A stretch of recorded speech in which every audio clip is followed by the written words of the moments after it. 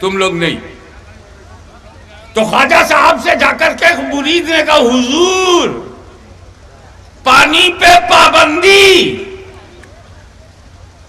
خواجہ صاحب مسکرائے اور کہا یہ کٹورا لے جاؤ، انا ساگر سے کہہ دینا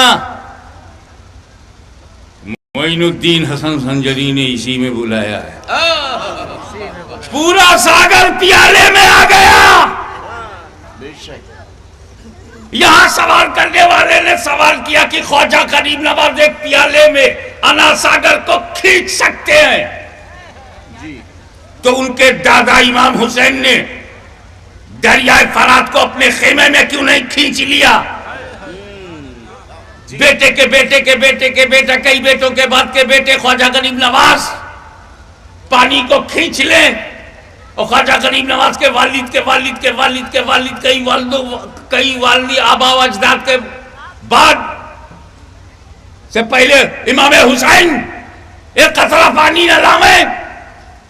تو میں نے کہا سمجھو دونوں الگ الگ ڈیوٹی پہ تھے. توجہ چاہوں گا، غریب نواز کی ڈیوٹی اور تھی، امام حسین کی ڈیوٹی اور.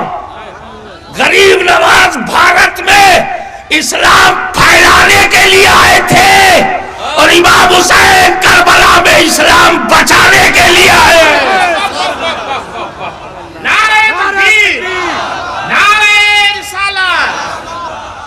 امام حسین نے اسلام کو بچایا، اسی بچے اسلام کو غریب نواز نے پھیلایا. اب سنو، پھیلانے کے لیے کرامت چاہیے، بچانے کے لیے استقامت چاہیے.